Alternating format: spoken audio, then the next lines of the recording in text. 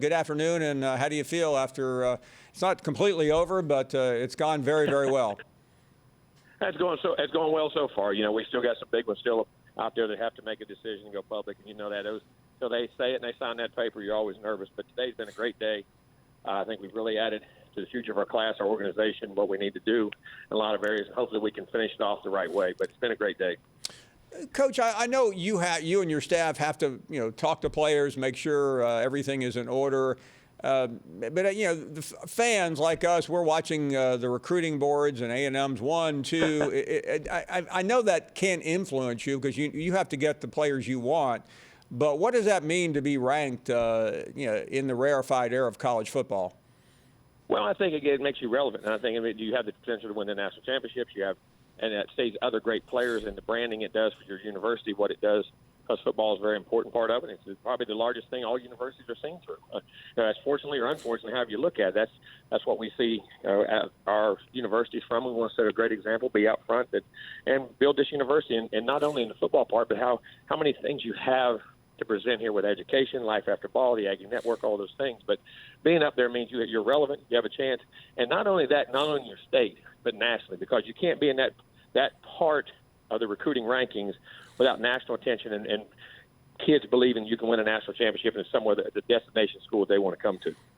And, of course, most watching and listening know you've done that before. You've been part of a championship as an assistant. You won a national championship, so you know where you're coming. I mean, you're just not saying this. You've lived this, and I know that the work is not complete. This was a fascinating 2-year period here, but where is this program in terms of reaching that goal of being in the playoff and the national championship consideration? I think we will be. I think we were a year ago. I think we were in. I really thought we should have been in the playoffs, but hey, we're not. We were finished fourth. But I think we're in that era, and I think at the end of the year, I think Alabama had a tremendous team. I think we were the second best team in the country when you get down to it. But this year we didn't. We had an opportunity. We had some injuries early.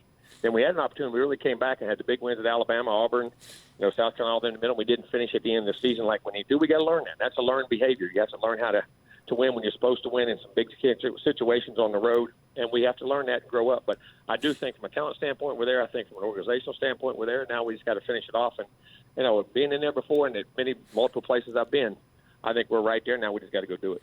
You had such an unusual year. You established who the quarterback was going to be. Then he gets hurt before the season even gets off and running. How do you feel about that position right now? Because Aggie fans are pretty excited to watch the competition. They are. I mean, I know Zach is elected to lead, but he did a great job for us. He was a tremendous young man, played his heart out, wish him nothing but the best, and he's an excellent player. Haynes will be coming back. He's in our bowl practice. We're trying to get him back acclimated to playing again. I don't know if he'll do it for the bowl game, most likely, but I think we're good. I think the quarterback we just signed today, Connor Wegman, in my opinion, he's the guy I picked from anybody in the country. I think he's as good as anybody.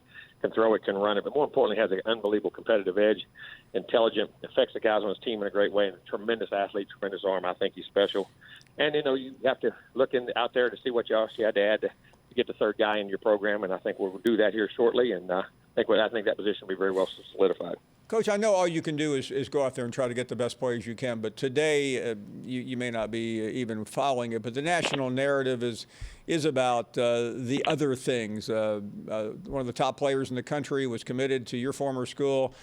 He was flipped to Jackson State. And a lot of critics of the game are in shock today watching some of the things and hearing some of the things. As somebody who's played the game and coached it at the highest level, where are we right now in college football?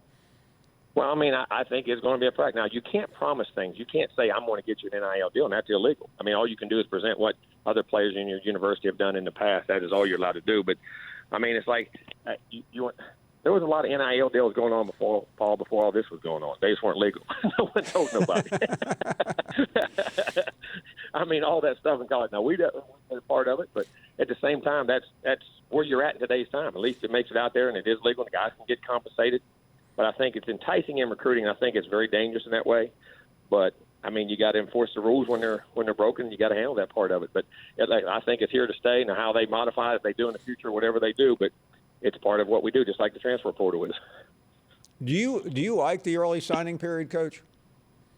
I do. Here's why I do. Because as a coach, I know it's hectic right now. We're bowl practicing, we're doing all this, but when you get back after a bowl game in January, man, I'm gonna tell you now, you're exhausted.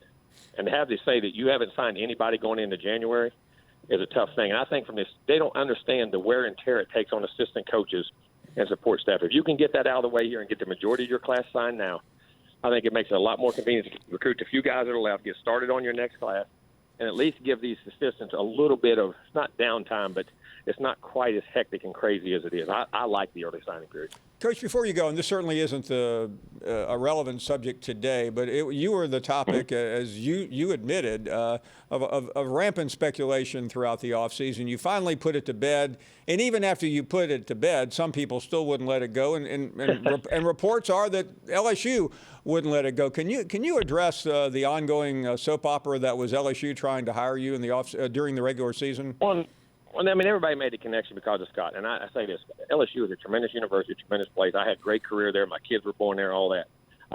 People always reach and see interest in what goes on. I was just at a time in my life right now that I'm very happy here. I think this is a tremendous university. I think we're building something special, and I think this can be the university in the country. I really believe that. With the resources we have, the recruiting now, we're getting guys in the state to stay and doing things. And, people always going to ask.